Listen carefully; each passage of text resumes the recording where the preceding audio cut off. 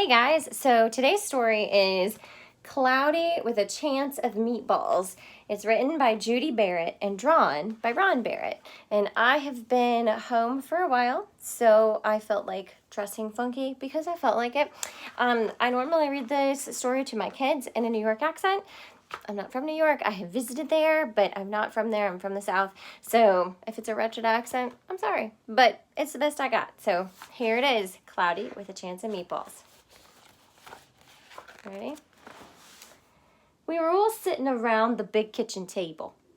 It was Saturday morning, pancake morning. Mom was squeezing oranges for juice. Henry and I were betting on how many pancakes we could each eat. And Grandpa, he was doing the flipping. See? These are awesome pencil drawings. Seconds later, something flew through the air headed toward the kitchen ceiling and landed right on Henry.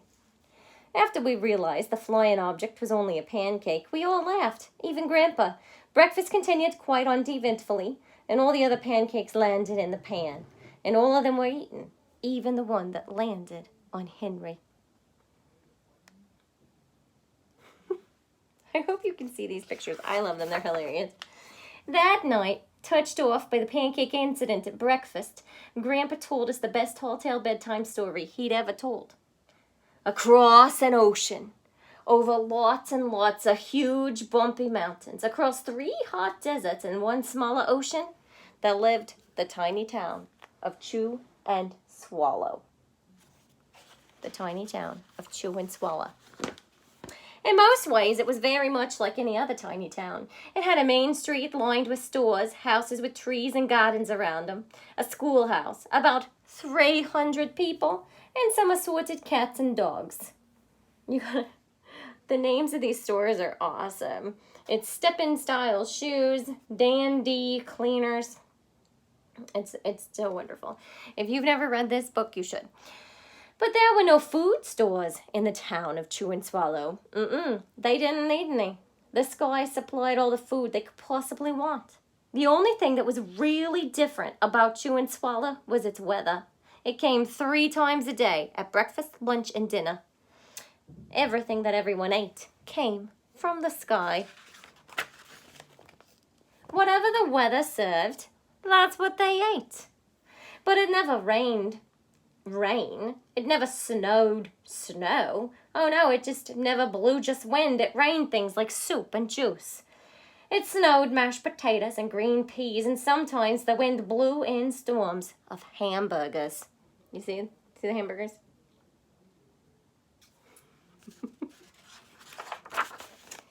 The people could watch the weather report on the television in the morning, and they would hear a prediction for the next day's food.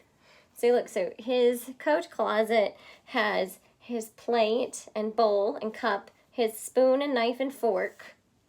And so he carries his dishes with him, so he's prepared for the weather. When the townspeople went outside, they carried their plates, cups and glasses, forks, spoons, knives, and napkins with them. That way they would always be prepared for any kind of weather. If they were leftovers, then there usually were, the people took them home, put them in their refrigerators in case they got hungry between meals. You see, she's running to catch a drumstick.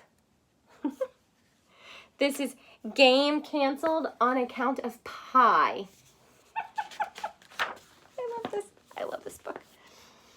The menu varied. By the time they woke up in the morning, breakfast was coming down. After a brief shower of orange juice, low clouds of sunny-side-up eggs moved in, followed by pieces of toast.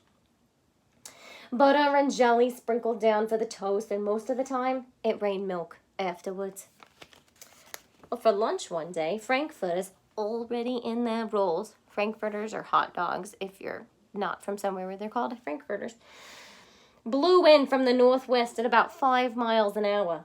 There were mustard clouds nearby, and then the wind shifted to the east and brought in baked beans. A drizzle of soda finished off the meal. Look, so this is Ralph's roofless restaurant. So it would just pour down food into the restaurant. Dinner one night consisted of lamb chops, becoming heavy at times with occasional ketchup. Periods of peas and baked potatoes were followed by gradual clearing with a wonderful jello setting in the west. The sanitation department of Chew and Swallow had a rather unusual job for a sanitation department. It had to remove the food that fell on the houses and the sidewalks and the lawns. Do you know what a sanitation department is? So those are the awesome people who clean up after all the rest of us. So they're the ones that like pick up the trash and stuff. It's a very important job. The workers cleaned things up after every meal and fed all the dogs and cats. Then they emptied some of it into the surrounding oceans for the fish and the turtles and the whales to eat. The rest of the food was put back into the earth so the soil would be richer for the people's flower gardens. See? See the jello setting? It's creative drawings, I think. Life for the townspeople was delicious until the weather took a turn for the worse. The Chew and Swallow Digest. Spaghetti ties up town. Record-breaking pasta fall causes chaos. Traffic snarled on Lower Intestine Street. One day, there was nothing but gorgonzola cheese all day long. They have their noses clipped because gorgonzola, my kids call it stinky cheese. I love it, but most kids are not big fans. The next day, there was only broccoli, and it was all overcooked. And the next day, there were Brussels sprouts and peanut butter with mayonnaise. Ugh, I love Brussels sprouts, but not with peanut butter and mayonnaise. Another day, there was a pea soup fog, and no one could see where they were going, and they could barely find the rest of the meal that got stuck in the fog. See? See the fog? The food was getting larger. Did I miss a page? No. The food was getting larger and larger, and so were the portions. The people were getting frightened. Violent storms blew up frequently, and awful things were happening. One Tuesday, there was a hurricane of bread and rolls all day long and into the night. There were soft rolls and hard rolls, some with seeds and some without. There was white bread and rye and whole wheat toast. Most of it was larger than they had ever seen bread and rolls before, and it was a terrible day.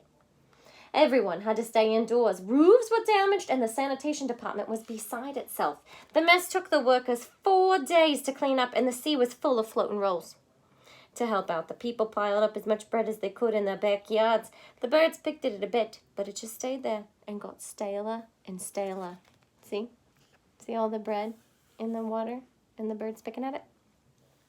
There was a storm of pancakes one morning and a downpour of maple syrup that nearly flooded the town. My accent changed. Hang on. A huge pancake covered the school. No one could get it off because of its weight, so they had to close the school. See? It's so funny. Lunch one day brought 15-inch drifts of cream cheese and jelly sandwiches. Everyone ate themselves sick, and the day ended with a stomachache. See? There was an awful salt and pepper wind accompanied by an even worse tomato tornado. People were sneezing themselves silly and running to avoid the tomatoes. The town was a mess. There were seeds and pulp everywhere. See, you guys see the pictures on this book. Can you imagine? The sanitation department just gave up. The job was too big. Everyone feared for their lives. They couldn't go outside most of the time, and many houses had been badly damaged by giant meatballs. Stores were boarded up, and there was no more school for the children because they couldn't move the pancake. So a decision was made to abandon the town of Chew and Swallow. It was a matter of survival. See all the giant donuts? You see? See, I think the pictures are a big part of what makes the book fantastic. The people glued together the giant pieces of stale bread, sandwich style with peanut butter, and took the absolute necessities with them and set sail on the rafts for a new land. Here's a peanut butter sandwich raft. And look, they added a pizza and cheese sail set. It's pretty creative. Look, did you see the sharks taking a bite? It's so funny. After being afloat for a week, they finally reached a small coastal town, which welcomed them. The bread had held up surprisingly well enough for them to build temporary houses for themselves out of it. See?